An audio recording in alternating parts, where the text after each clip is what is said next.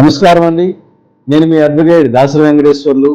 మేము చేసిన మొదటి వీడియో సామాన్య మానవుడు కోర్టు మెట్లు ఎక్కేటప్పుడు చేసే ఒక ప్రధానమైన 5 తప్పుల గురించి ఒక వీడియో చేయడం జరిగింది. ఆ వీడియోకి మీరందరూ చాలా అద్భుతమైన రెస్పాన్స్ ఇచ్చినందుకు మీ అందరికీ ధన్యవాదాలు.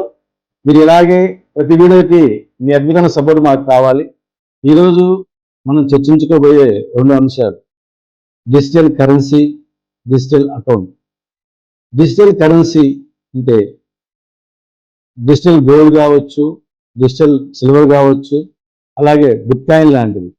డిజిటల్ అకౌంట్స్ అంటే ఫేస్బుక్ కానీ, లక్షల్లో సబ్స్క్రైబర్లు ఉన్న యూట్యూబ్ ఛానల్ కావచ్చు, ఫేస్బుక్స్ కావచ్చు, ఇన్స్టాగ్రామ్ కావచ్చు. అలాగే వాటిలో పొందుపరిచిన విలువైన సమాచారాన్ని కూడా మీకు డిజిటల్ ఆస్తులుగా పరిగణలో వస్తుంది.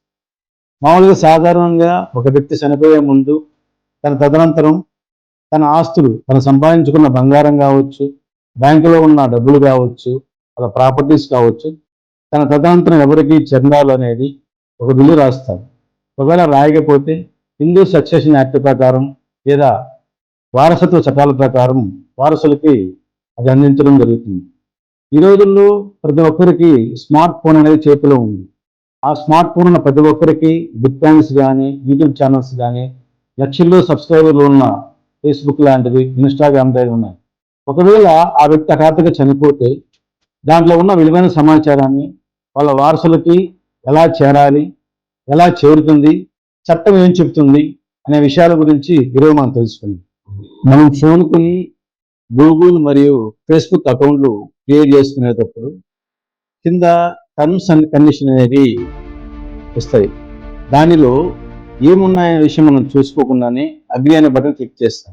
ఆ టర్మ్స్ అండ్ కండిషన్లు ఏముంటాయంటే, ఈ అకౌంట్ ఉన్న వ్యక్తి బతికినంత కాలం మాత్రమే ఈ అకౌంట్ లయబిలిటీ ఉంటుంది, దీనికి సంబంధించిన పాస్వర్డ్లు ఎవరికి చెందవనేది కండిషన్ రాసి ఉంటుంది. అది ఎవరు చదువుకుని టిక్ చేస్తారు. దానివల్ల దాంట్లో ఉన్న విలువైన సమాచారాన్ని వాళ్ళ వారసులు పొందలేరు. అలాగే మనం మొదట చెప్పినట్టుగా అతను రాసే బిల్లులో ఈ డిజిటల్ బిల్లు గురించి కూడా రాసి దానికి సంబంధించిన పాస్వర్డ్లు మొత్తం మెన్షన్ చేసి నా వారసులకు చెందుతాయనే విషయాన్ని రాస్తే అతను ఫర్దర్గా ఆ డిజిటల్ మీడియాలో సంబంధించిన విలువైన సమాచారాన్ని కానీ, దానికి సంబంధించిన ఆదాయాన్ని కొని వాళ్ళ వారసులు పొందవచ్చు. మీ డిజిటల్ ఆస్తులు మీ కుటుంబానికి సేఫ్గా చేరాలంటే నేను చెప్పే 2 సూత్రాలు పాటించాలి. 1, డిజిటల్ బిల్లు రాయండి. 2, టెక్నాలజీ ఫీచర్స్ వాడండి. మారుతున్న కాలంతో పాటు మన ఆస్తుల రూపం మారింది కూడా కాబట్టి చట్టాల మీద అవగాహన పెంచుకోండి. తెలుసు కదండి మన స్లోగన్, చట్టం తెలియకపోయినా పర్వాలేదు, చట్టం తెలుసుకోకపోవడం చాలా తప్పండి. మీ అడ్వకేట్ దాసరి వెంకటేశ్వర్లు,